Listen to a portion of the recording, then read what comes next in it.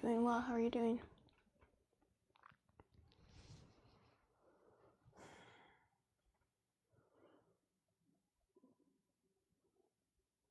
Doing very, very, very, very, very, very well.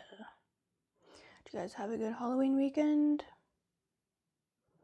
Celebrating a very much so pagan holiday. I don't even know where we left off. I think it must have been the ears. When it comes to face reading.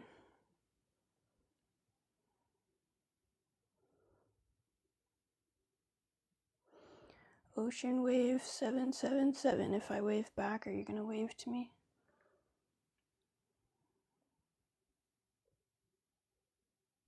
That's awesome. What was she? Is it 6-year-old niece? What was she for Halloween? That sounds fun.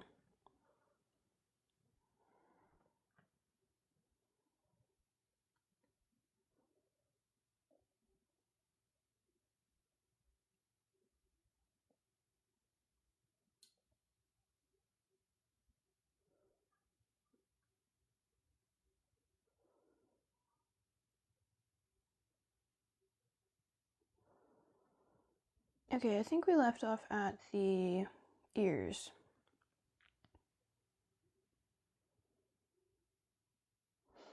And I believe we discussed last time we were on, we discussed the jawline. We'll wait for a few more people to jump on.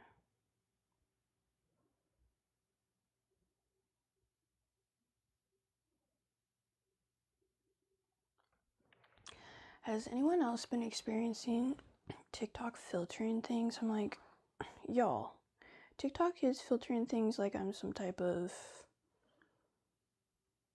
criminal. I'm like, yo, they'll filter wisdom.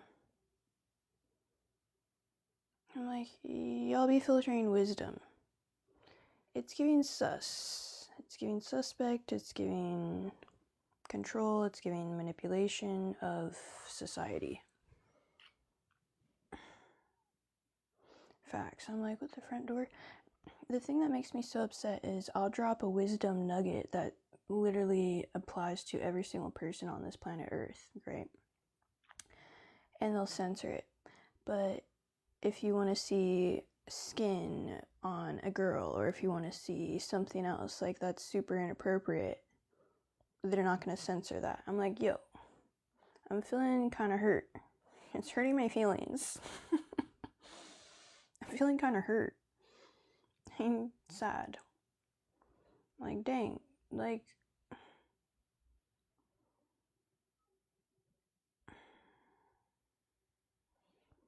they just want us to be dumb and apply, like, whatever they push towards us. That's what they want, guys. So, the best way to avoid that is to read books. Read books that are paper. No apps. To keep your mind sharp. And always, always, always look for the source. I opened my TikTok today, and one of the first things I see is 60 Minutes. 60 Minutes is talking about some BS, like framing President Trump poorly and saying, oh, well, now that you're president, are you, like, happy that you have part of the government shut down, like, blaming him for what's going on. It's just so silly. I'm like, and then of course everyone's reposting it, and I'm like, y'all don't have half the story. Y'all don't have the right story at all. The things that people will believe from media is so disgusting to me. And the fact that we have all the information at our fingertips where we can go to the source quite easily. We have AI, we have all these beautiful things right at our fingertips to become pillars of truth and understand is this actually accurate, or is this a fib? Or is this manufactured, right? What's the actual truth? What parts are missing? How much truth is involved in this? What's good, Ethan? Yay, my guy. Sorry I'm a little bit late tonight, y'all. Thank you guys for being here.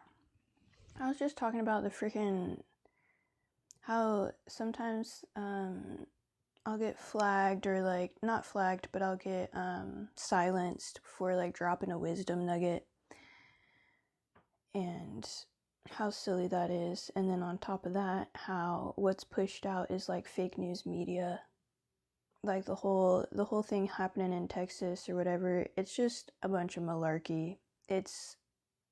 This wasn't President Trump's decision to shut down the government, and yet 60 Minutes is like, are you happy that people aren't getting paychecks and people aren't getting fed, and since you're president, people aren't, like, the government shutting down?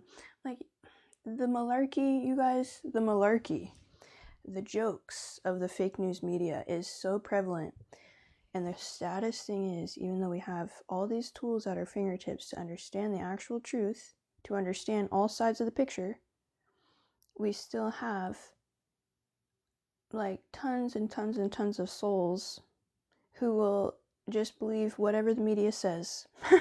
I'm like, that's got to be the biggest joke of our century, because we live in a space of AI.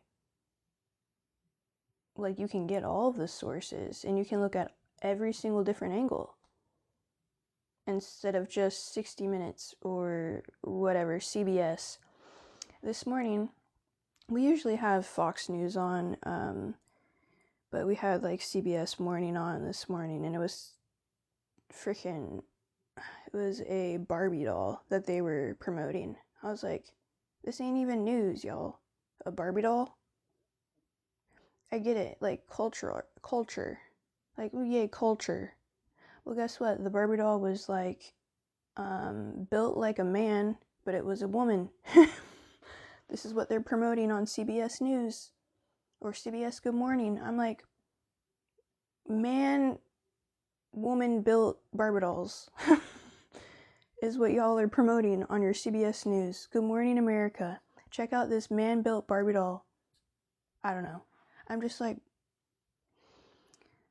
yeah, I don't know. The things that are pushed down people's throats, and the fact that people eat this stuff up like it's their religion, like it's their like oxygen. I'm like, this ain't no oxygen, this is gas, poison. This ain't no oxygen. We're focusing on the wrong things, y'all. And I don't know, I guess it just makes me even more like serious about studies, about learning the truth, about being factual on things. Kind of fires you up to not be taken advantage of, not be freaking manipulated and gaslit by the media and people as well that follow these media types. I'm like, oh my god, freaking believe in tabloids like it's the Bible. I'm like, bro, even the Bible is inaccurate, but it's more accurate than the freaking tabloids. I'm like, why don't you read yourself something else? Get yourself some new sources of information, because y'all, I can't. I digress. I'm just like so done with freaking fake news, and I'm so done with like blaming, like highlighting really good people who have really good intentions for our country, like President Trump, and the amazing things he has done in such a short amount of time being in office. And yet 60 News wants to highlight the fact that the extreme leftists have shut down their government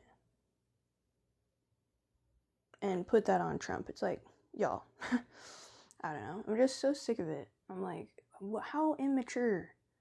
And this is why people stay behind when it comes to soul ascension. These people are going to stay far, far behind because they're focusing on the wrong things. They're focusing on pointing fingers instead of looking in the mirror and being like, oh, maybe I should heal my childhood trauma. Or maybe I should heal. It's also like literally disgusting. Maybe I should heal myself.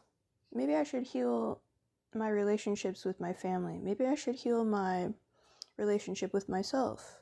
Maybe I should heal my relationship with the divine. Maybe I should be a better person at work. Maybe I could, maybe I could be a better neighbor to my neighbor over there. There's like so many other things that people could actually do to improve not only their lives, but it would trickle and ripple out into other lives.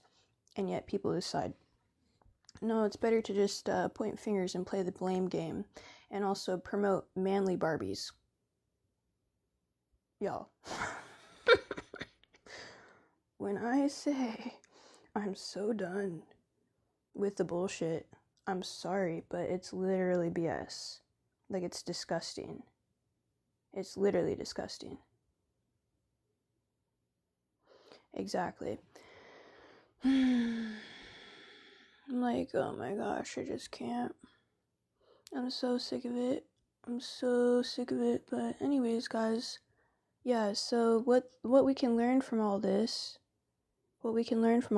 is there's no time like the present to crack open that book that you've had on your reading list, to look at your internal and see, oh, where do I have gaps or voids that I might want to fill with these shiny vices that, the media and whatever else tries to shove in our faces. Where am I unfulfilled? Because when we heal ourselves, there's no room for fake news to be seeping in. There's no room. When we heal ourselves, we align with higher vibrations, we align with truth. And that's how you can actually protect yourself too from fake news, because you're going to be resonating with a higher frequency, a higher vibration, not these lower vibrational frequencies. So it's a really great way to protect yourself, protect your family, protect people around you by choosing to do your own healing. And everyone has healing, to include me, continuously.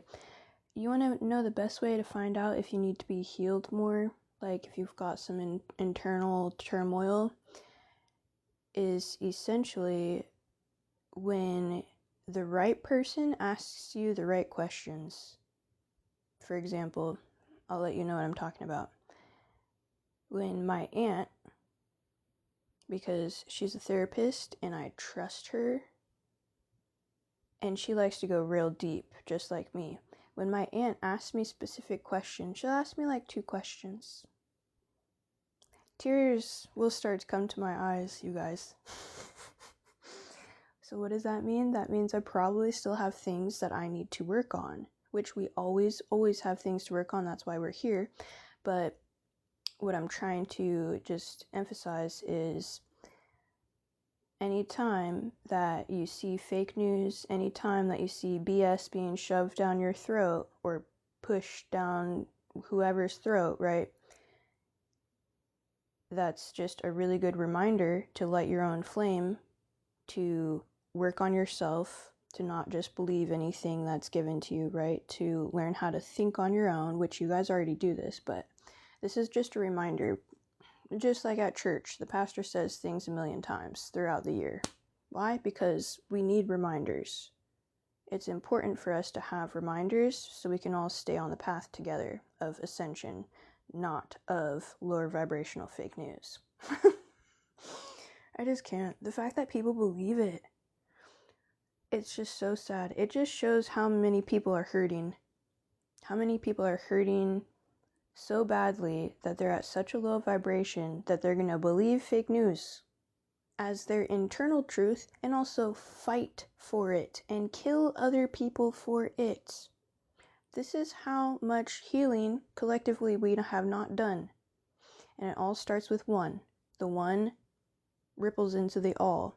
So the more we can work on healing ourselves, the more we can positively affect these fake news outlets. Fake news literally has me like, it's just the joke. It's the joke of the century. Like, can we have some community notes, just like X has? Can we have community notes on these news outlets? Where it's like at the bottom of the screen, community notes. of what's accurate, what's missing information. Where is this information coming from? Was this information fabricated?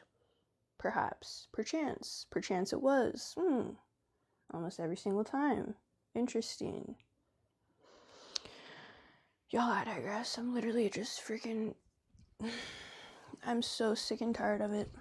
Like, fake news, religious dogma, controlling others. Control yourself. Control yourself. Control yourself. And guess what? As soon as we control ourselves, the good news is you still don't need to control others. You never actually need to control others. Because what happens with energy? What happens with energy, guys, in physics? Energy is naturally going to ebb and flow to the soul that's more developed. How do we know this? Look at babies, look at animals. When animals go up to you and they like you, but they don't go up to that person. Or when animals, you're in the vicinity of whatever place, and the animal wants to stay with you in the vicinity the whole time and follows you around. Or the baby that smiles at you. Okay. The developed soul, all nature looks to the developed soul. Okay? And that's why we don't ever need to control anyone. Because naturally, these processes will happen naturally over time, as soon and as quick as people want it to happen for themselves. To include y'all, when people like want to try to convert, convert someone to a specific religion or this or that, guess what? You can't force anyone to do anything. And the better news is, a lot of times the religions, or like even being an extreme leftist, this is a choice that the soul took for a specific reason, and therefore we should still have compassion for these people, because they might have these ideologies in this lifetime because they wanted to maybe even learn just one thing. The soul wants to learn one thing. Okay, great. So you learn that thing. Your next lifetime, your beliefs are this or that, whatever. You might be born into a different religion or this or that. Our soul chooses these paths for a very specific reason. So therefore, we must have compassion, and we do not need to ever force our own ideologies. All we need to do is stay rooted and grounded in truth, grounding higher vibrational frequency, divine energy into the 3D, anchoring it into the 3D. And naturally, we will affect everything that surrounds us with our own vibration. The energy will shift. So, yeah, stay true to, showing up every day and working on yourselves every day, because that's the good fight, y'all. And that's what's actually going to help us long term. And yeah, so let's go ahead and get into a little bit of what's good, y'all. Thank you for being here, my A1 since day one. What is good? I appreciate y'all. Just pop, if I've missed any questions, just pop them back into the chat. I do apologize. And let me know if you guys can hear me. I've got like my thingy down here. My little thingy.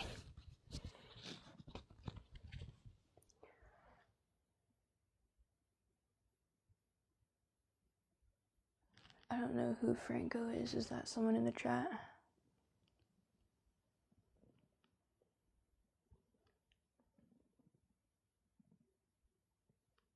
Oh, yeah. Yeah, because you have good energy. Exactly. Like, yeah. The developed soul, nature will always turn to the developed soul every single time. And it's honestly kind of a good way to see, like, almost gauge a little bit how far along you are. Now, there's anomalies too, right? There's going to be dogs that have potentially a really bad soul I've met some very vicious animals, and I'm like killer type of animals, right? They're just less developed cognitively. They're more animalistic, right? So of course, you know, it's not always true that every single dog is going to come up to you, but for the most part, if you get a lot of animals that naturally are drawn to you, babies that are naturally drawn to you, these are consciousness that will recognize through instinct, because we have high instincts, but a lot of times these things dwindle down. Our instincts come from our pineal gland, which is our third eye. So our instincts a lot of times can, you know, be bogged down maybe by bad eating habits or like whatever. There's so many things that can kind of suppress our instincts. But a lot of times with animals, they've got high instincts, and so do babies, just because they're so fresh out of the spiritual womb. So they can easily pick up on who is good and who is not. So I digress though. So yeah, we're gonna just jump right into this. I really kind of want to try to finish this today. It's all about finishing up Charlie Kirk face reading. I would like to finish that today. Yeah, I hear that.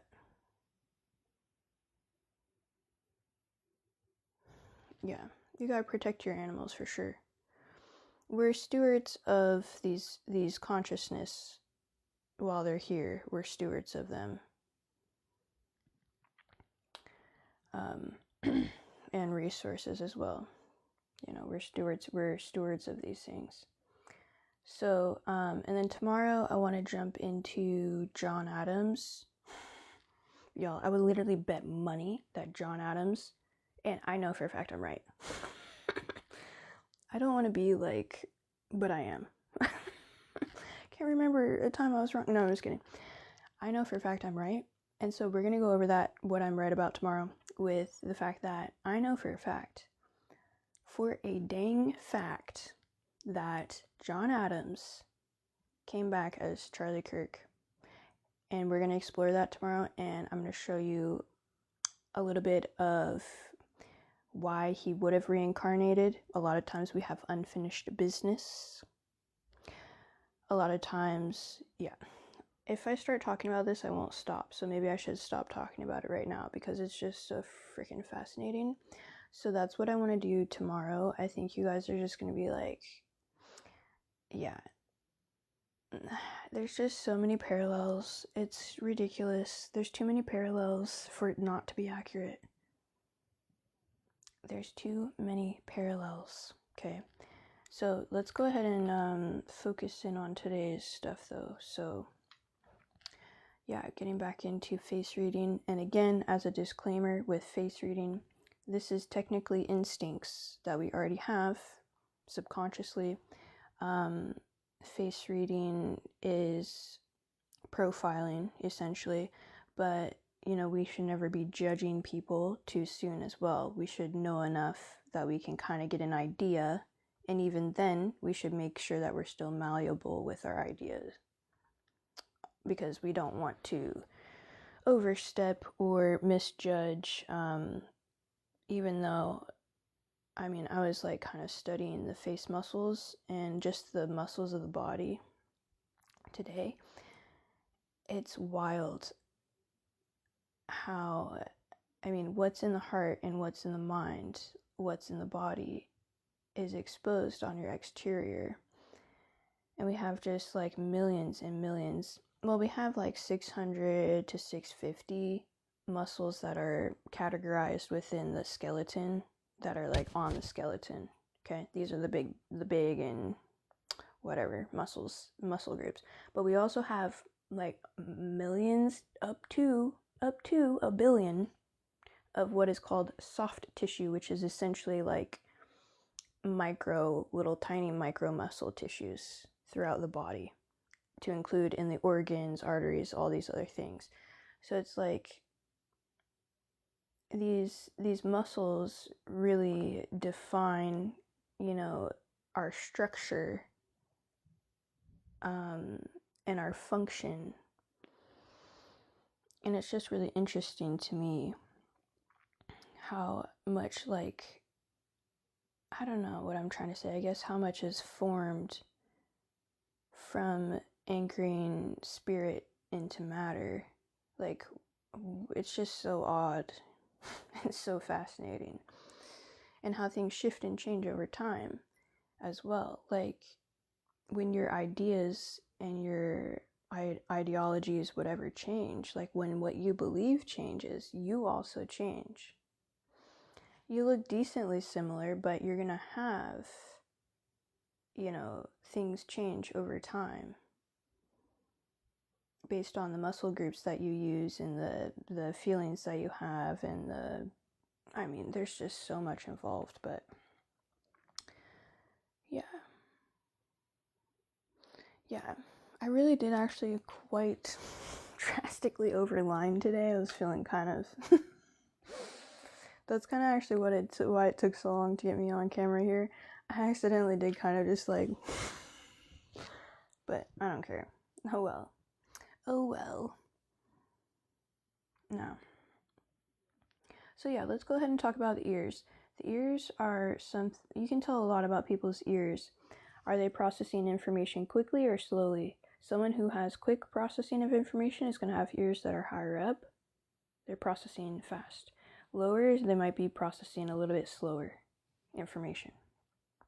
So Charlie Kirk had like medium-ish ears, and they're kind of tucked to his. They're not like mine. Like my ears stick out when you look at me. Right? I'm giving fairy. She was a fairy. Yeah, she was a fairy. Well, no, I don't know what I'm giving. I'm giving his Dumbo. So I'm giving Dumbo. Yeah, Charlie Kirk had straight ears. Now, yeah, Dumbo. So what is this? This is like the personality sticks out, generally. Okay. Yeah. So Charlie's tucked away more, like against his face. Yeah, so, and they're perched kind of high, so that means he can actually process information very quickly, which was very true, as you guys have probably seen any of the times that you've rewatched any of his videos where he's at the college campuses. He's processing information that someone's saying, and a lot of times, I don't know if you realize this, not to be mean, but a lot of times some of these people that he was talking to were what I would consider quite low on the knowledge spectrum of being able to articulate and communicate ideas well, or even just normally. I don't know. A lot of people seemed very much so at like a middle school reading level. It was giving middle school reading level. So for me, when I hear it's almost harder to listen to people like that, because it's like, okay, what are they actually trying to say? What's the actual question? So he's able to process and extract on a very high extreme level what they're trying to say, because they're not really articulating what they're saying. That's another skill to have, right? A higher knowledge where you can actually understand and compute when there's missing information. And a lot of times too, in debates in general, and Charlie did this a lot too, he would have baselines, like define a baseline. Well, what is this word or this, mean to you? Or here's what I believe in when it comes to this baseline. So he would create baselines, just something of stability to be able to bounce off of or grow off of from any of the questions or ideas that were coming his way. To build on the debate, so it's not just floating in the stratosphere, all these weird whatever question marks. He'd anchor it down by defining some things, right? So yeah, basically when it comes to the tucked ears within Chinese face reading, this is a very disciplined soul, someone who's extremely business oriented and strategic, just like Charlie Kirk. He's building an empire from 18 to 32. Was he 31?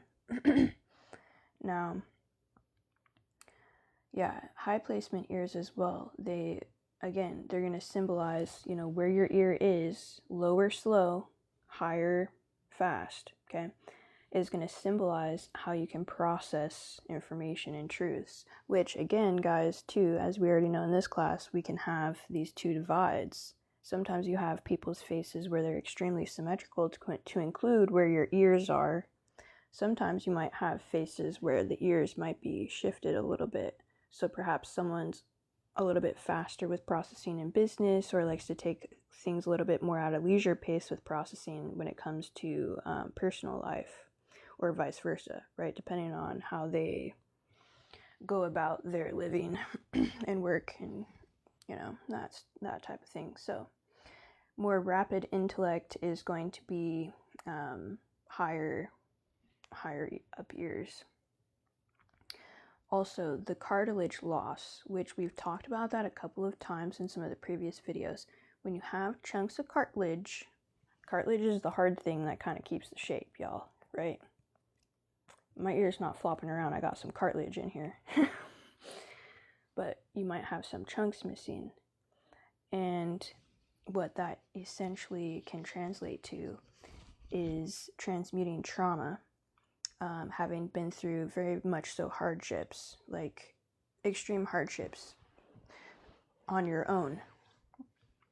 You can tell a lot from someone's ears. You can tell a lot. You can tell about someone who's extremely creative, and just like we've actually talked in this class too, creativity, the opposite of creativity is destruction. If you're not creating, you're doing what? Destroying. So what does this mean? Why am I saying this?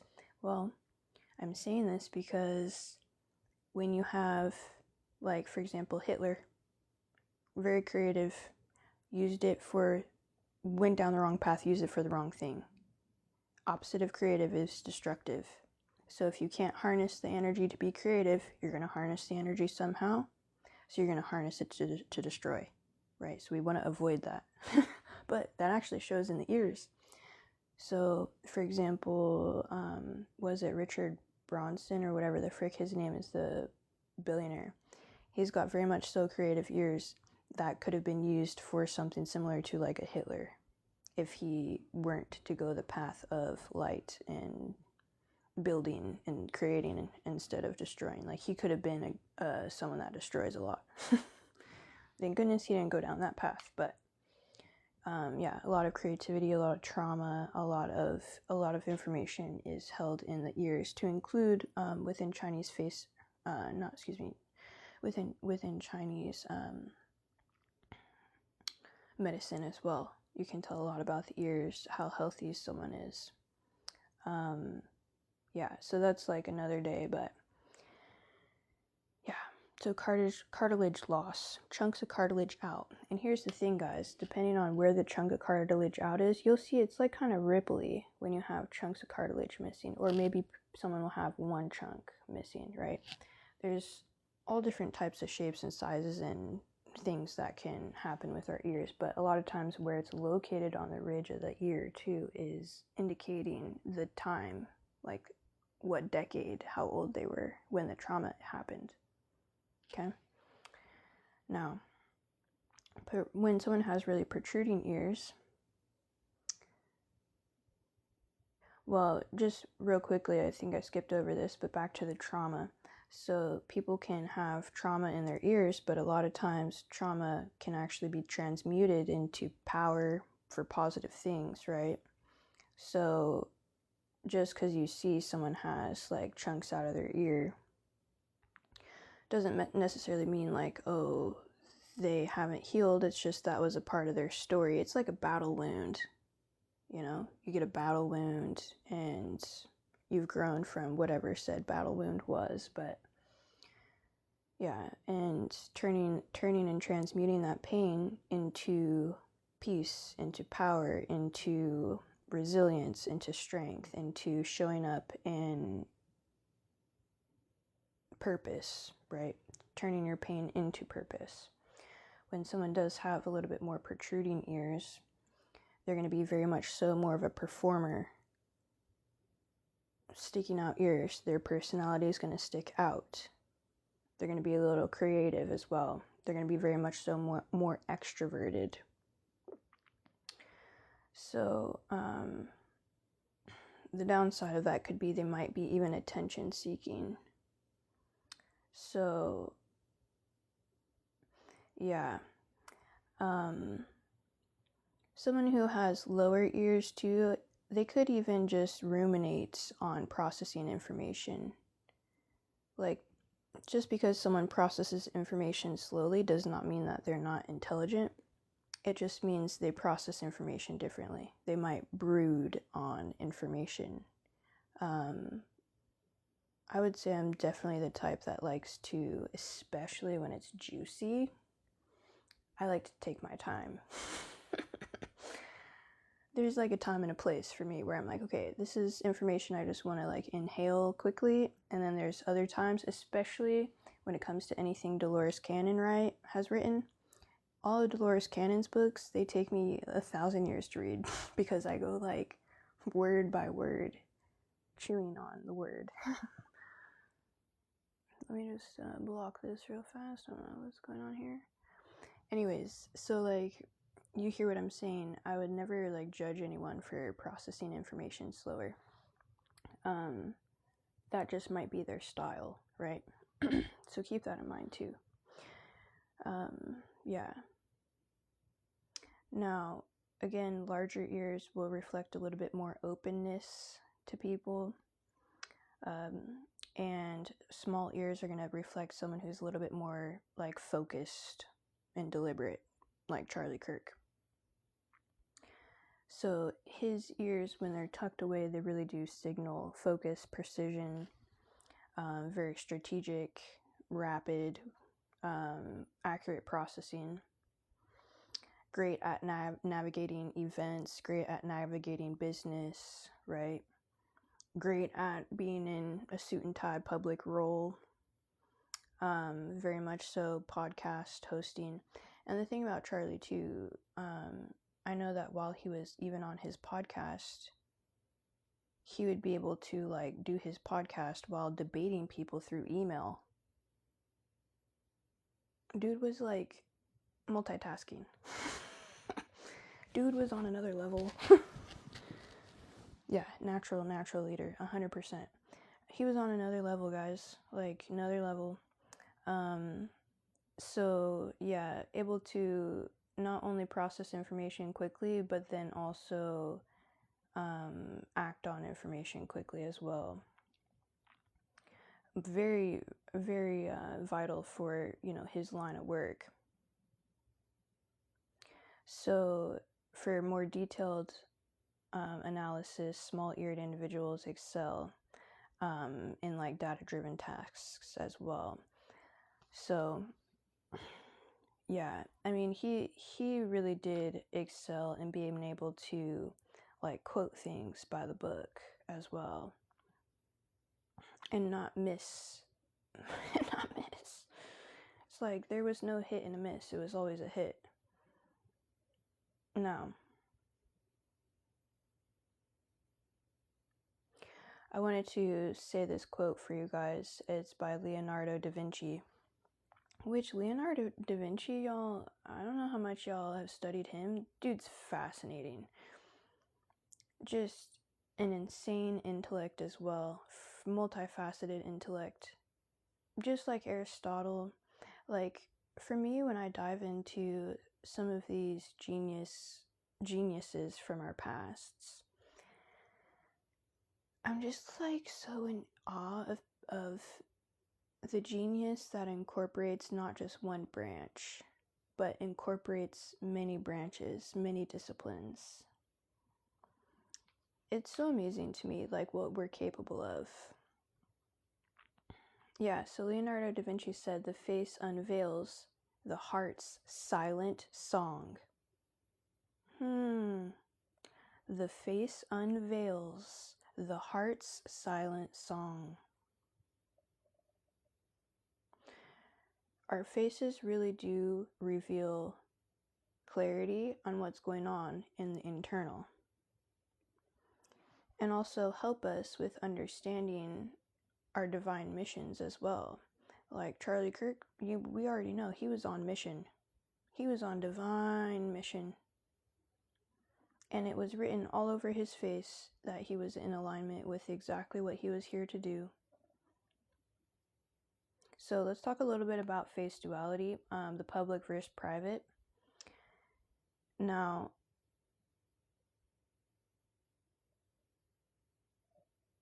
so depending again on if you're right-handed or left-handed, that's going to matter. So this is information that's like hard to tell. I mean, here's the thing. Most people aren't going to have a super symmetrical face. And so when you get good at face reading, you'll be able to probably see what is public leaning and work mode based off of their own job, like what they do for work, and what is private. Because when you see the counterbalances and you read some of the counterbalances, one of them is going to give, this makes sense for what they do for work, or it could be this side makes sense based on what I know they do for work and how they show up. So why is that important? I think one of the cool things about being able to understand the different symmetries of the face is, for example, politicians or very big world leaders, being able to look at their face and seeing how do they act behind closed doors. Because in public, they're going to be extremely, probably a little bit more intense.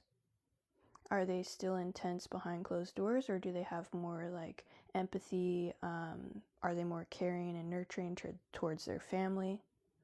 Right? Because behind closed doors, guys, it tells you a lot more truth about someone than what they do and how they work in the public. In the public eye, they're going to show up a little differently.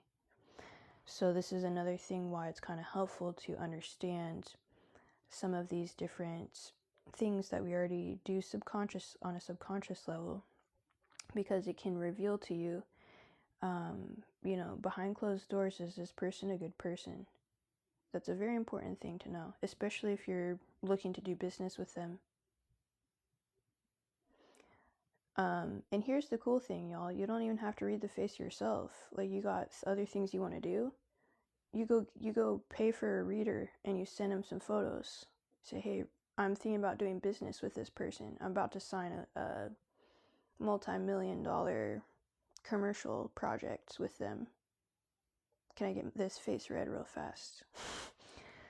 Obviously, don't go to anyone that's like a rando for a face reading. Go to someone that's clearly has a track record, right? And just pay for them to do it before you sign a freaking crazy deal with someone. It's just like almost a really, naturally you're going to have instincts, right?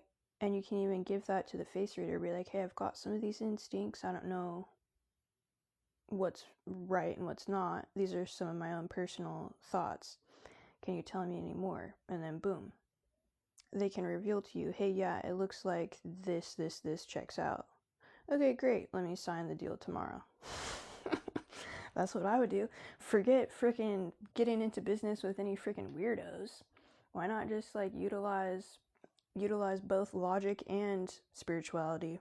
That's how you win in this new era of the Aquarius age. Okay, blending both, blending the spiritual and the or I guess I could say, not instead of spiritual, the metaphysical and the physical, the tangible and the intangible, the seen and the unseen. You hear me?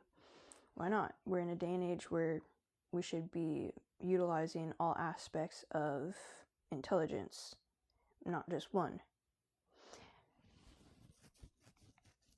Let's balance scales out. Then you can save yourself and your family or your friends or this or that a bunch of heartache.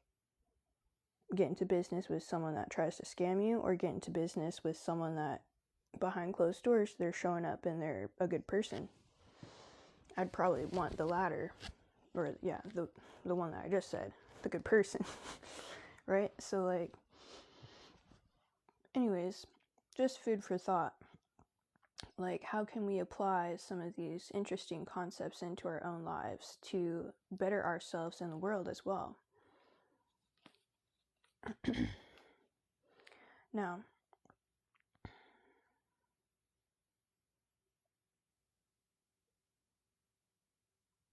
when someone has more angular, sharp features on their face, it can suggest kind of boldness, quickness, like they're sharp, right? When you have the M pointiness on the top lip, sharp with their words, right? Someone who's a little bit more, I wouldn't say necessarily cutthroat, but very precise, very bold, very much more commanding, giving CEO, executive. Softer aspects, like more round features, we've discussed this a little bit, will reveal more sensitivity or even more community. It's giving nurturing, like curves. Think curves. When you think curves, curvature, I always think women. Curves. I mean, I'm not trying to like box men into a boxy figure, but generally speaking, curves, feminine type of archetype. Boxy or angular, or boxy angular is going to be more masculine type of energy, as a good rule of thumb, generally speaking. So if you see a masculine with more round features, he might have a little bit more empathy, or he might be someone that would be good leading within, I don't know, somewhere where you need more empathy. Well, the whole world needs more empathy. So I'm just, chatting out loud here, but yeah. So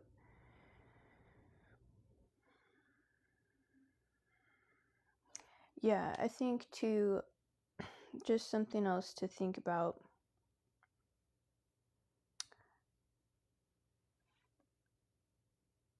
that there's pros and cons to kind of every different feature, right? It's like in our lives how we need to integrate our shadows, right? So what does that really mean? Well, we're the world experiencing the world, or as I like to say, and when we say in here, the universe experiencing itself.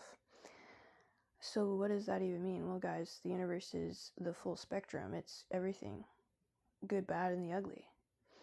So it's our duty to incorporate the shadow in a way that is for the best of all, and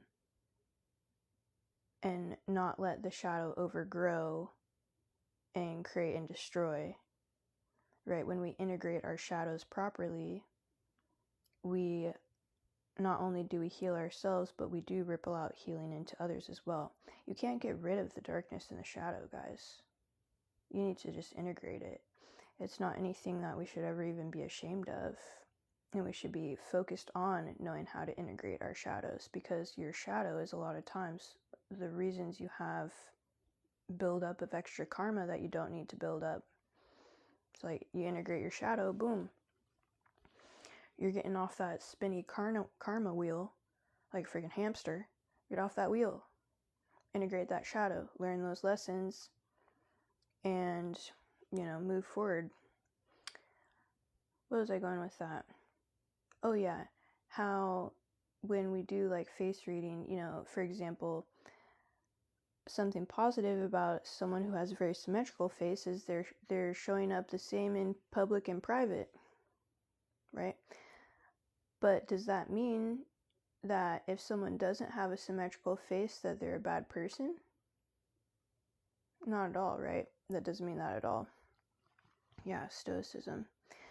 So, and then the other thing is too, right? So if someone doesn't have a symmetrical face, maybe they need to lean into very specific qualities when they're at work. That's integrating your personalities, right? We have multiple hats, right? We always say we have hats that we wear, or however you might word it, doesn't matter. where you're stepping into specific archetypes that are inside of you. Like me sitting here with the camera right here, right now, I usually am showing up slightly differently than if I'm sitting at like the nail salon. At the nail salon, I'm not necessarily like as forward and aggressive with my patterns of what I'm trying to preach and teach, right? So we have different personas and archetypes that we step into to be able to move throughout the world effectively. I'm not going to talk to a child the way I talk to you. I'm probably going to talk to a child slightly differently, right? And I'm stepping into a different archetype to be able to meet that child where they're at, just as I'm stepping to a different archetype to be able to meet you guys where you're at and where I'm at, because we're on the same page here. But essentially what I'm trying to say is it's your personality is integrated, right? Your personality is integrated. What happens when your personality is not integrated? It's called dissociative personality disorder. It used to be called multiple personalities. That's where it's a defense mechanism, as we know. It's a defense mechanism against trauma, extreme trauma, very extreme trauma, okay? That could have happened over a long point of time, or it could have happened at one instant. Boom, your personality splits because it did not feel safe to be integrated, okay? And what do therapists do? For example, my aunt, helping people to reintegrate their dissociative personalities. It's not a bad thing. It's just something our brain does for survival.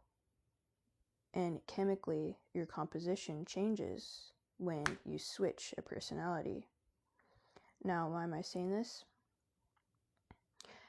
I'm saying this because we all have different archetypes that are integrated. They're all friends, within our psyche here. Unless something traumatic happens and they split. And I don't wish that on anyone, because that's very hard to live like that. It's extremely challenging to live like that. So it's good that we actually have an ability to integrate all of our like archetypes or personalities now. And that can show up on the face though too, when someone shows up differently to work than they are at home. Like if you have a defense lawyer or attorney, like someone who's like a top dog, and then maybe when they get home, they're more empathetic, more loving, more soft. They're going to have, split symmetry features. So it doesn't mean, it's not necessarily bad or good. We always have to read all these other things on people's faces, which there are over 100. There's like 150 or so different points that you can read on someone's face. To really understand, okay, is this person a good person or not?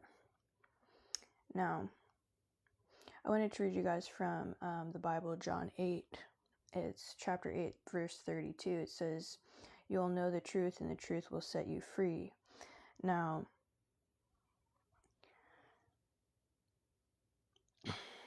I mean, this is quite prevalent for many reasons, because a lot of times the truth is just right in front of us. Right in front of us.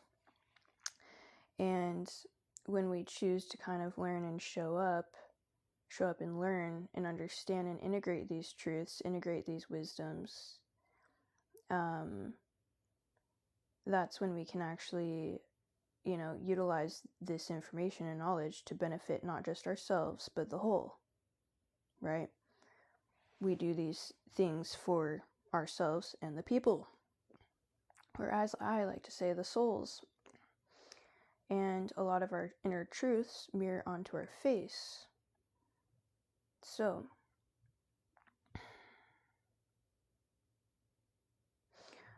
what the heck? Hold on. Where were we at? I accidentally just scrolled. Okay, yeah.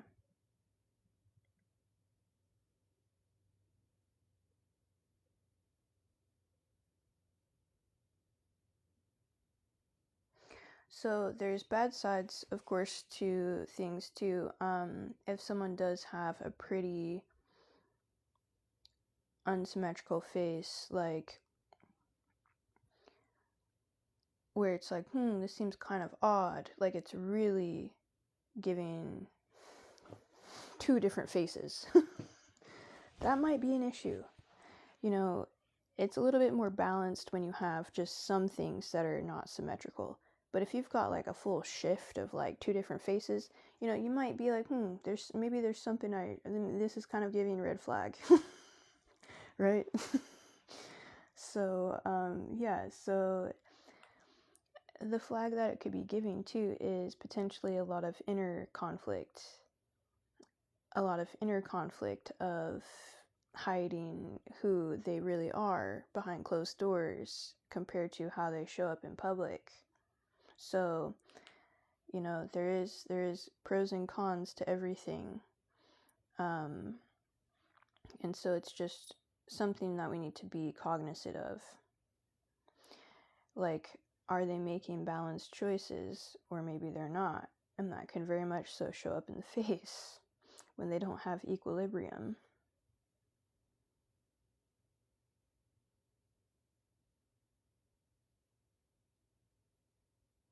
Now,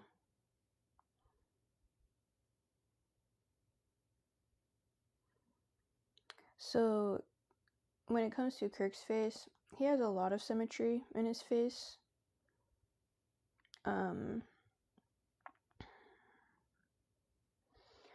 The only thing that I really noticed that might not be as symmetrical is his nose.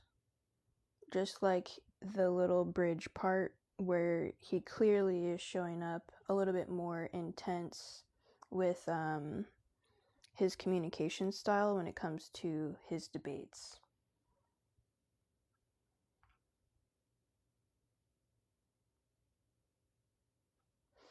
Now, another thing, let's see. We won't talk about illnesses because, yeah, I'd say that's pretty much it. I'll read you Matthew chapter 5, verse 16. It says, "Let your light shine before others," which we already know we are bodies of light because the chakras. But also, we're literally like bodies of light. We're literally bodies of light, y'all. We do have bioluminescence. We actually do glow. This has been proven in science. We actually do glow. It's just that such a faint amount that it's like when we turn off the lights, we're not like the freaking bioluminescence in the water that you see, or like fireflies flying around during the summer. But we do glow. We do. It's why a lot of times, I mean, even when we're talking about someone's beauty, we might say they're radiant, they're glowing. Or a pregnant woman, you know, she's glowing. Okay, why is she glowing? Because she's got extra light in her body. Now, yeah, so essentially, y'all, yeah, let your light shine from within. From within, it'll shine all about and without. I have a tip for you too if you want a more symmetrical face. If you're concerned with your symmetry, don't sleep on the side of your face, because when we sleep for 8, 10 hours, however many hours, 7, 6 to 10 hours, you know, each people sleep different amounts. If you're sleeping on your face, you're going to get an asymmetrical face. Sleep on your back. It'll just help naturally to, if you're like, man, I feel like I do have a really uneven face. Naturally, when you're pressing, your face is very malleable. And when you're pressing against your face for 8 to 10 hours a day, it's hold on, let me put this puzzle piece in here, let them know that I'm not AI. Shush up, they just said I am. Oh shoot, okay, there we go. Now, I digress. Essentially, what I was trying to say is, yeah, when you sleep on your face a lot, you will get a symmetrical face, no doubt. And the other thing too is makeup and makeup will also, anytime someone puts makeup on, it highlights certain features and hides other features. Something to be cognitive of. Also with going and getting work done on your face. For example, men and women go get work done on their faces, right? Nose job, chin implant. I'm sorry. I shouldn't laugh like that. That's mean. But like a chin implant is just, I don't know, it's just funny. Like a chin, I don't know. Anyways, what I'm trying to say is anytime someone goes and gets face surgery, so a lot of times they'll actually pick out, they don't know they're doing this, okay? But what'll happen is the person will pick out like, oh yeah, I want this nose shape, this right here. They're actually also picking out a personality change. But here's the thing, they feel more aligned with that. You don't pick out something that you don't feel aligned with, okay? So if someone picks out something very specific, they are energetically already saying, hey, I feel more in alignment with this type of personality type, which is quite interesting. So do keep that in mind. If you have any friends or family or this or that, they're like, oh yeah, I'm gonna go get this done. Just let them know, hey, yeah, just double check, what that means face feature wise, because when you alter your face, you are also going to be showing up within that personality. Okay? Now, so reconstruction is a very interesting thing, and it can actually work in a lot of people's benefits too. They already feel in alignment with that type of personality. So it's like, why not? Yeah. Anyway, so I hope that was helpful. I wish I knew how to do makeup and chin implant. Shut up. You guys crack me up. You're so funny. I got you on the makeup. Makeup is so fun. That's like, it is fun. Very much so fun. But you know why they say, oh, that person's catfishing? They don't look like this, like, they take their makeup off, they don't look like that. Y'all, I'm a fat catfish. I'll be putting on my lipstick like this. No, I just do that though when I actually do need to get like a re-up. You just gotta get re-ups sometimes, and I digress. I'm just like being silly. But yeah, so essentially, y'all, anytime you're reconstructing anything, you're also putting out new frequency, new signals, not only to yourself, but to the collective of, hey, this is who I am. I know, right? Of this is who I am. Okay, so yeah, it's a very interesting thought. But yeah, so I hope y'all enjoyed. Tomorrow's gonna be real freaking juicy because we're gonna be freaking getting swan diving into John Adams and Charlie Kirk. Like, y'all, I would literally bet my whole life. I would gladly pass away and die betting my whole life on this one fact, that he has reincarnated as Charlie Kirk. And now he will come back again because he has unfinished business again. Or he might even, I don't know, I think he might even probably potentially be open to living in a different existence or a different plane, because he's for sure more of an elevated soul.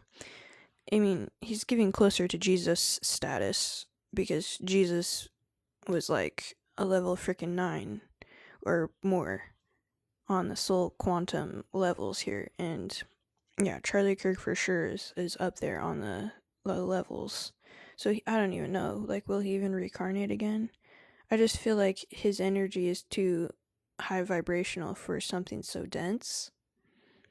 Like Earth is just getting so dense.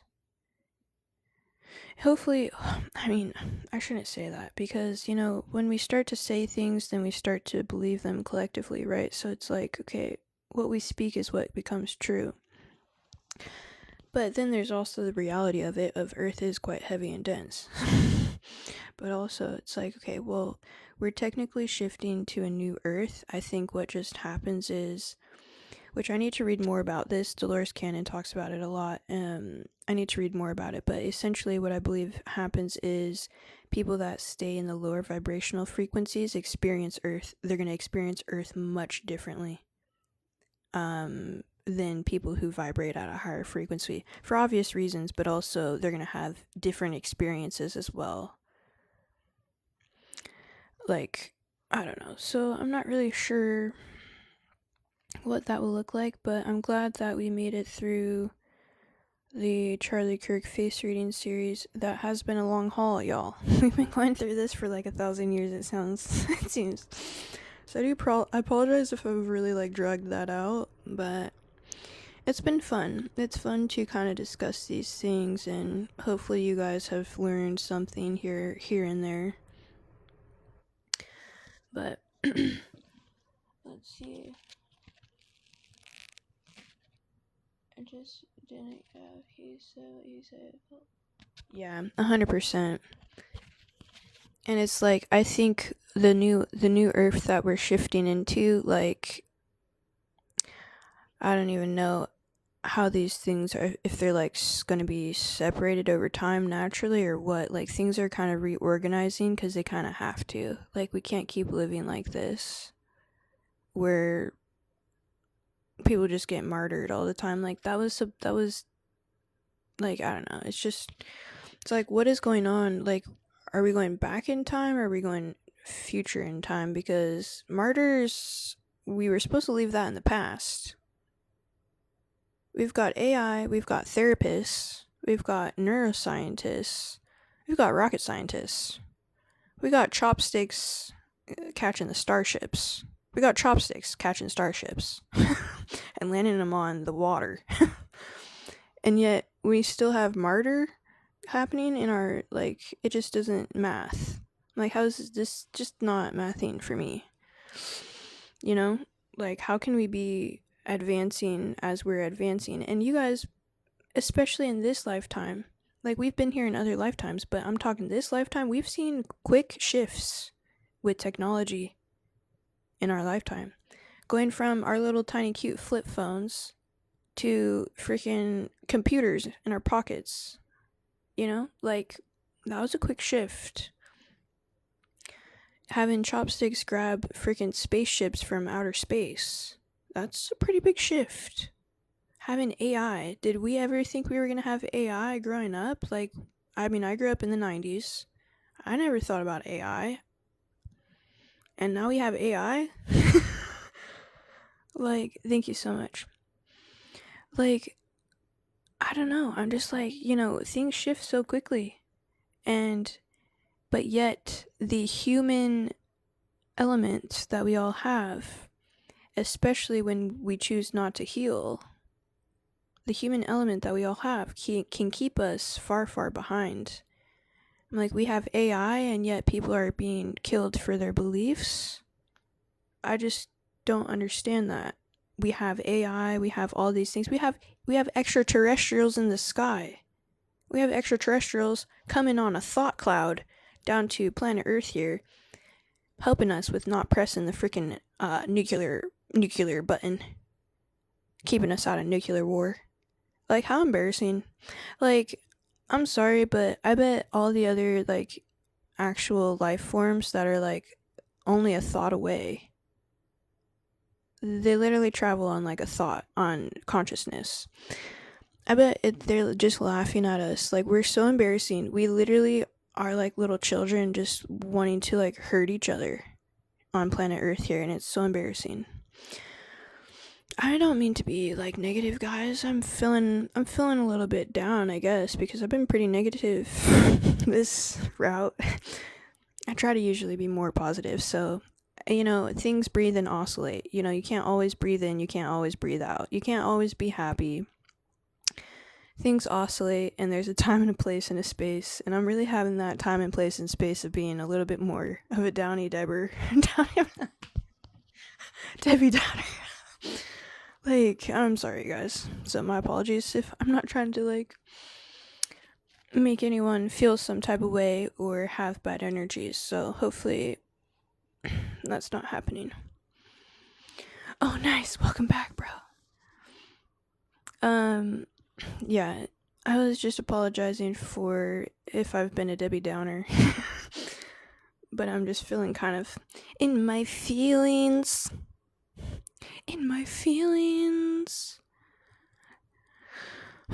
Teenage angst. Today's giving teenage angst. You know what just really set me over is the freaking fake news. But here's the thing, that's what they want. They want a reaction.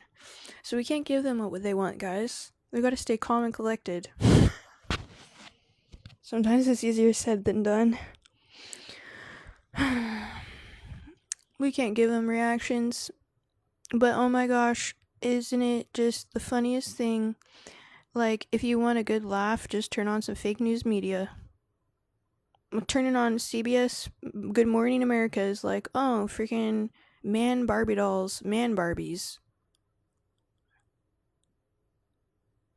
Sorry, what? Is this what we've come to? Freaking Elon Musk is out here freaking landing spaceships and chopsticks, and we're talking about man Barbies for our Good Morning America. Like, I don't know. I don't know. There's cooler things we could probably be talking about. You know? Oh, guys, it's just so funny. It's like, what the hell? What the helly? What the heliante? Sometimes you just gotta laugh because, you know, we're part of the human consciousness, and so we can't judge. We just gotta laugh. We just gotta laugh and be like, you know, pray for someone's spiritual awakening, that they'll awaken to the truth. That's the best thing you could do for anyone. And also, the most hard thing that you could do for anyone, for them to do for themselves, is to have an actual spiritual awakening. What do you got? Marbies. Man, Barbies. Marbies. Oh my gosh, Marbies. I'm crying. That's so good. I don't even know how many people I've debated that have no clue what they're doing. Facts, bro. It's like, you can't force anyone, but it's like, I don't know. You just gotta, like, stay strong in your truth, but not try to force anything. Because here's the thing, no matter what, we always plant seeds. Even if they pretend, they as in anyone who is stuck in lower vibrational energy, even if they pretend to not hear what you're saying, to not listen to what you're saying, to not read what you're saying, whatever it might be, right? To not ingest what you're saying, I guarantee you're imprinting them. It might be a really small imprint, but it's still an imprint. So just know that the hard work that you do on yourself always ripples out to everyone else. And that's why it's always worth it. Even if it is a struggle to show up and be a good person at times. Because we do have the human condition, right? It'd be much easier to want to get revenge. But guess what? We all know revenge equals what? Karma. Revenge equals coming and doing the same exact experiences with the same exact souls that you don't like in your next life. That is the definition of hell. So to get past that, we need to not only forgive others, but we also need to forgive ourselves and how we did or did not act or show up, or we did, you know, whatever we did because we were part of said people group at that time, right? So y'all already hear me loud and clear on that, but yeah, forgive and move on. Say thank you and integrate lesson. And yeah, I'll go ahead and close out with a prayer. It's 1, 2, 3. Yeah, I love. Thank you so much. That's very kind. Oh my gosh, facts. It's crazy. I agree with that. People are extremely gullible. It's insane. Fake news media. And all they do is try to manipulate through emotion. Well, guess what, y'all? Whether these people learn in this lifetime or the next, they're going to learn eventually. And it's not going to be a fun way to learn. When you manipulate mass amounts of people through emotion, you think that's going to be a fun karmic experience when you're coming back around the karma wheel? Hell no! What the hell? I will never want to be on that wheel. Oh. Yeah. Absolutely not. Yeah. You know, because you and I both know we've already discussed in this classroom before, and I'll say it again because this is important for everyone to remember. Those who try to control others, how will they be reprimanded? How will they learn their lessons? They will be controlled to very high extreme degrees. So they might be laughing, fake news might be laughing in this lifetime. We're injecting and controlling, manipulating through emotion. Guess what, fake news? Next time you come around the block, next time you reincarnate, maybe even in this lifetime potentially, based on how things are playing out, y'all's ish is about to be rocked, and it is not going to be fun. Think about any time in your guys' lives where you have been manipulated and controlled. Exactly. It's the biggest joke. Any time in your life when you have been manipulated or controlled felt like what? It felt like helly on earth. Am I right or am I right?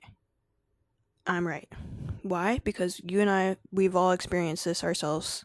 Whether it's in this lifetime or a previous one, you learn your lessons of control by being controlled to an extreme degree. Not fun. Not fun. And then once you finally integrate it, you're probably still going to experience a lot of hardship based off of how much manipulation and control you were injecting into the system. So have you ever noticed where I've noticed this in my life, have you ever noticed where you're like, I've learned this lesson. Why is this karma still happening and playing out? Why can't I move past this karma wheel? Why can't I get off this hamster karma wheel? Because, guys, a lot of times, too, even though you might have integrated and learned the lesson, you're still repaying back some of the karma of the impacts that you have had, whether it be in this lifetime or previous ones. So, you know, those scales, they're going to rebalance. They're going to rebalance. So, yeah, it might be, you know, as frustrating as it is for us to open up our medias and to see fake news screaming about fake news that's fake and not news, it's tabloid. As much as it frustrates us to see that, just remember the good karma wheel is going to turn. And when the good karma wheel turns, these souls that are trying to manipulate and control the masses, they're about to get their ish messed up, to put it lightly. And I shouldn't laugh about that, but it's like, I laugh because I know karma wheel does not let go lightly. It equates, it equilibriums out, it balances itself out, and therefore mass extreme manipulation, mass extreme control, how do you balance that out? With mass extreme control. They're going to experience what they have dished. What you dish out to your guests, right, is what you are going to eat as well.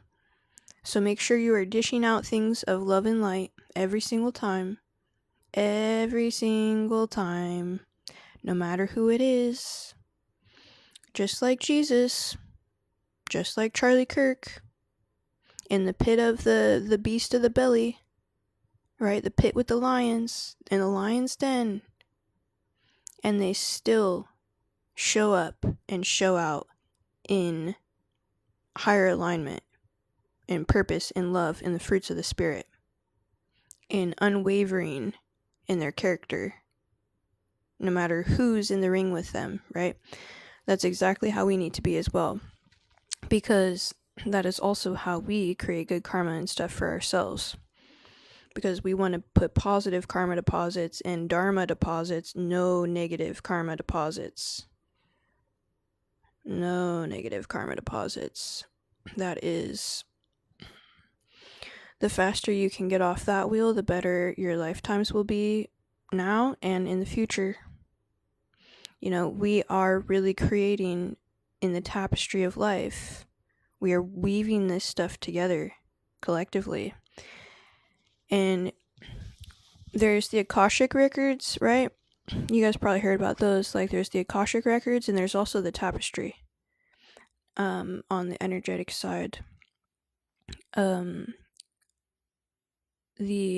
Akashic records or Akashic records are more like, I would say a lot of people like access those and like, oh, I access this. Well, the thing about those is like it's more elementary information.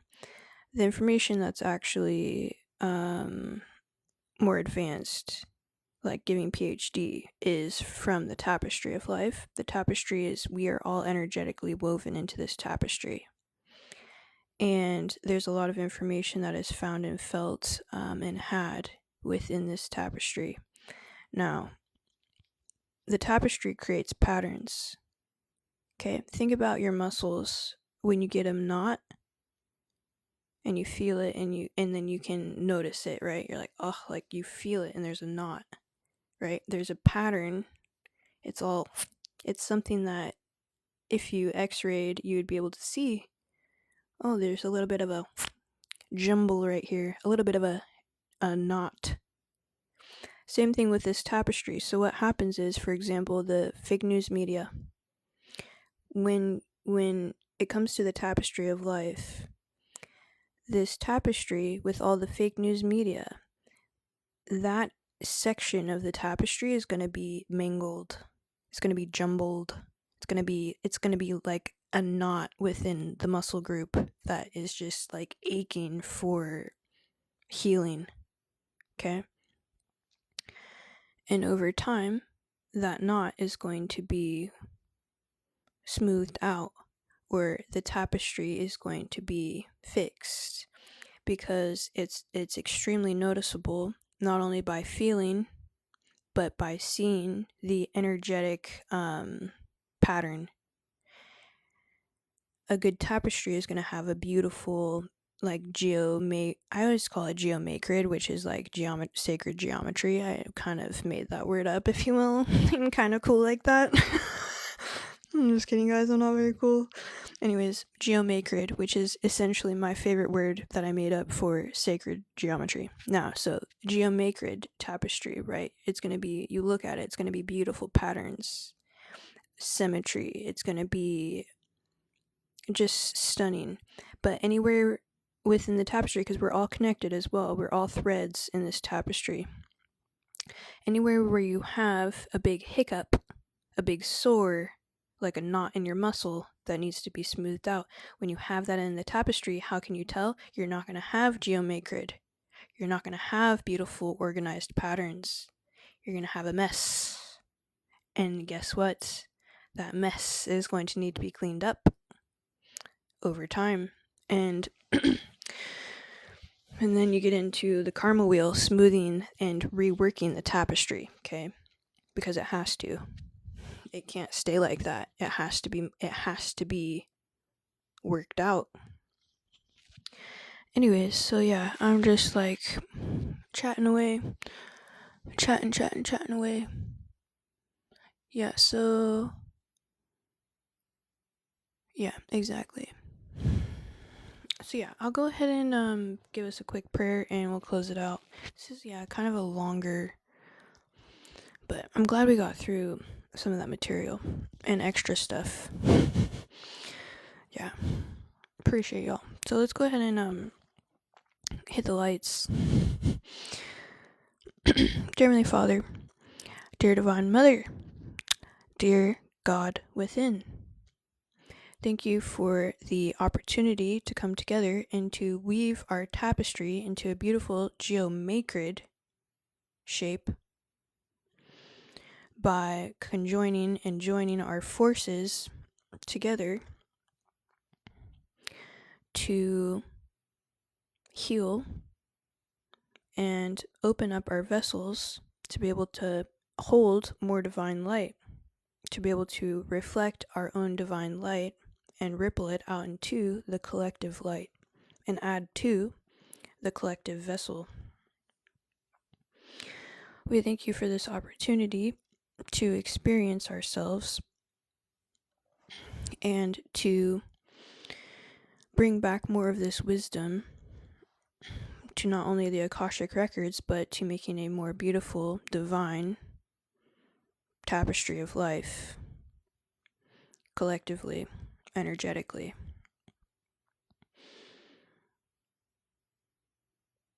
Please keep your favor in all that we do. Help us stand firm in anchoring divine light, divine truth, and higher frequencies into the 3D, that we might reflect and mirror these truths to everyone we come into contact with, whether it be digitally or physically. We pray all these things in Jesus' name. Amen. Okay, y'all. Let's go. Amen. Amen, amen. Thank you guys. You're so nice. Appreciate you guys. My peoples.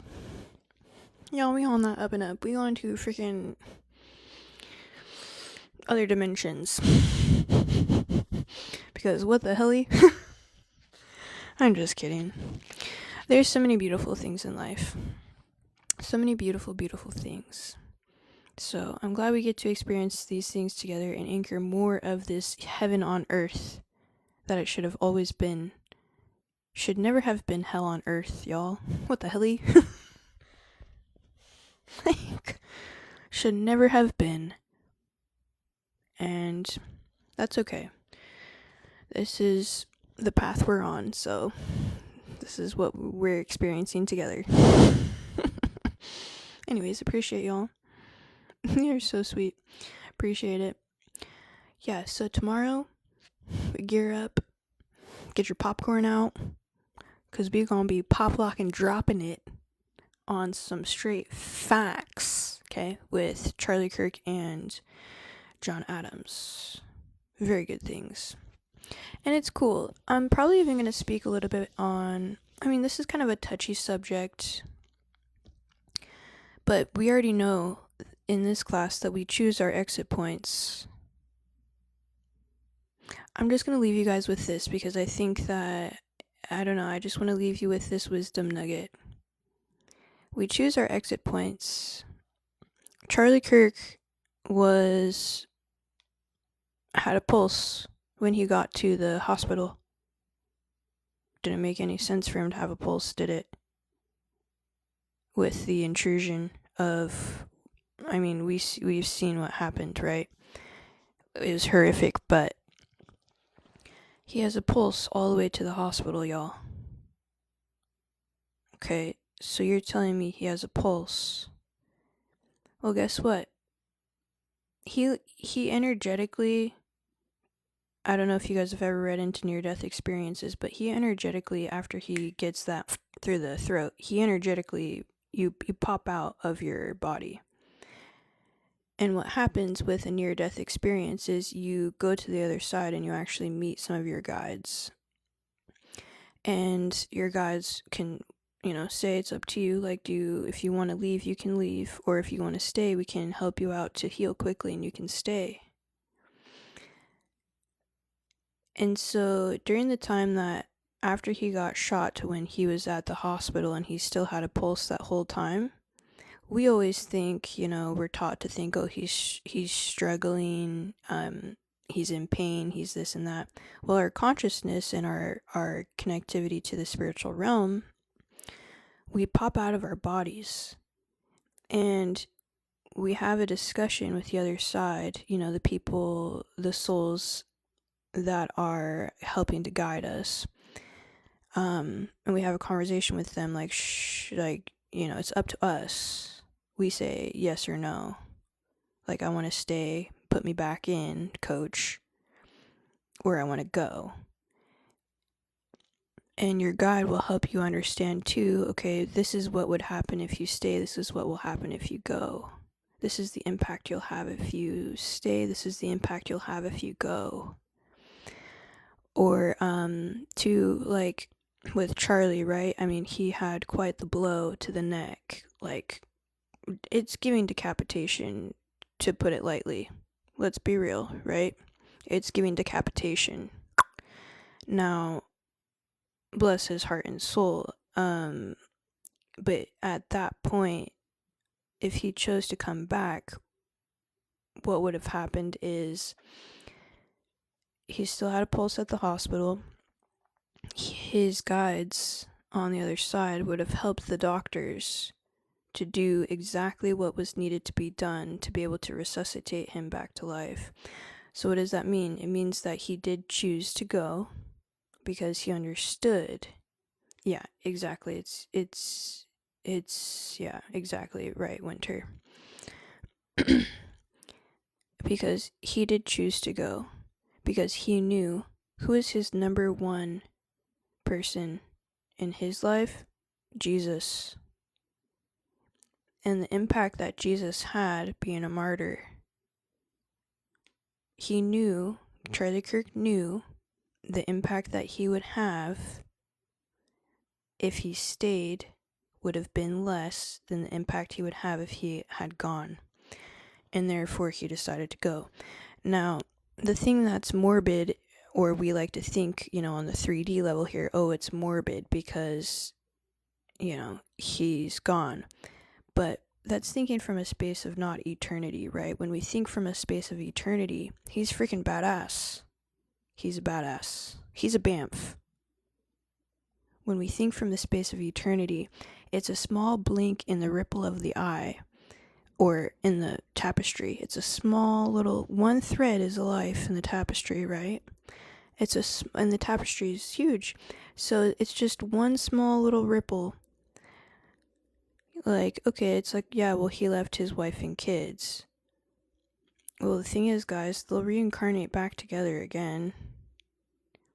It's the game of eternity is much different than the game of one life. The game of one life, Charlie knew, and he knows this. And, I know that Erica, she doesn't believe in reincarnation probably, but the thing is, her soul knows this too, because our souls do know these things. It's like, why do we choose to forget when we come to this side? Because we're the universe experience in itself. But here's the thing, our souls already inherently know these things, and so Charlie knew the impact he'd have by saying, okay, like, I'm gonna go. For example, with Trump, why did Trump not die? Because his soul, these were exit points that Trump could have took too. We all have multiple exit points, okay? And we all know when these exit points are, not usually on our conscious level, but we know subconsciously. Okay, so Trump knew, he's like, okay, you talk about these things on the other side with your guides.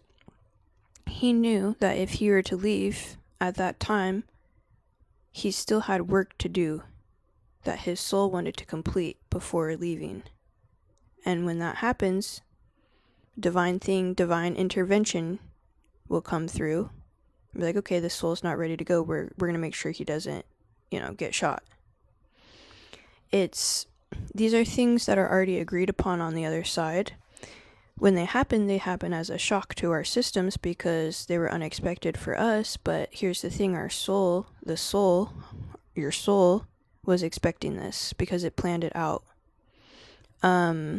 For reasons, because of XYZ, right?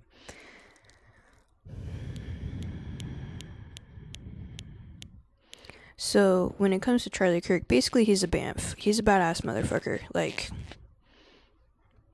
dude is so out of this world, like, amazing for doing what he did. And he also predicted, there are multiple times I've watched and consumed so much more of his content now, of course, as probably most people have since he's passed, right? But there's interviews where Charlie has said, and you guys might have seen these interviews too, where he has said, if we don't, he's like talking about the extreme leftists, and he said, if we don't do something about this, they're getting violent. He said something about they're getting violent, and I don't know what'll happen by September. When did Charlie get shot? Interesting, guys. Interesting how if you consume a high amount of Charlie's content, he literally taps into, like, you could call it predicting the future, right? It pretty much is, but it's already in agreeance to what's around the corner. And at that time, he gets one last little say with his guides to be like, okay, do I want to go? Do I feel like my soul's work is complete right here with this specific lifetime? Do I feel like I've left the impact that I want to leave? The answer was yes. And then he passed away at the hospital. Okay. But yeah, for as far as even struggling, obviously, I mean, he was pretty much decapitated, which is foul beyond means. But as far as, okay, was he struggling and in pain from the campus to the hospital? Probably not, which is good. Like, he was probably in pain for only like a split second, and then he ejected from his body. Because we have that power, guys. We have consciousness. We have that power to rise above 3D pain. We have power to heal ourselves. All over the Bible, Jesus healing people left and right. And it's funny how Jesus is always healing people who first they believe that he could heal them. Our own thoughts, what we believe is what can happen, right? Anyways, so just some food for thought. But yeah, so Charlie's just a freaking BAMF, an inspiration for eternity, and someone that we can look up to on so many different levels. So yeah, so we'll go into the John Adams, Charlie Kirk tomorrow. But yeah, so yeah, I hope that wasn't too heavy for you. I feel like when it comes to the taboo topic of death, like, a lot of times, you guys already know, we just have it so backwards. Like, even the word death used to make me kind of cringe, which is getting indoctrinated, right? Having the wrong information shoved down my throat for so long. Death is nothing to be afraid of. It's like blinking our eyes. However, does that mean that we should try to force death or make it faster or speed up the process or go suicide because, death ain't no thing? No. Why do we not want to go that route? Because, guys, we agreed energetically to play out in the tapestry. We agreed energetically. We agreed of this energy, the universe, to experience itself. The universe cannot turn on itself. Because guess what? As soon as the universe turns on itself, when someone wants to commit suicide, this and that, you're going to come back and you're going to learn the same exact lessons, or you're going to be put in the exact same positions until you learn the exact same lessons. You can never turn on yourself, and you should never turn and kill others, obviously, either. But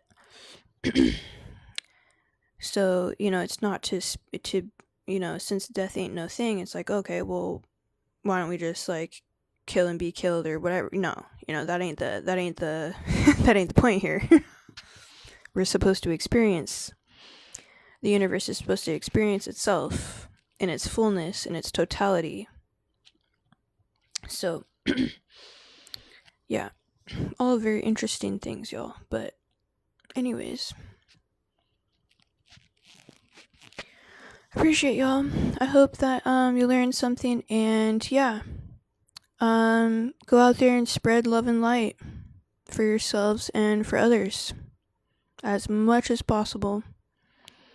Let's freaking go. 18k likes. That's freaking crazy. We out here. Appreciate y'all. I'll be posting this onto my YouTube. Yes, have a nice night. See you tomorrow as well. Appreciate y'all. Missed y'all. Consciousness, the soul, and universe is different or no? I think it's really intertwined. Like thought, consciousness, soul, we're like fragments of source. Appreciate you guys. Let's hop on tomorrow, getting crazy with it, talking about our boy John Adams, founding fathers. Okay, peace, love, and light.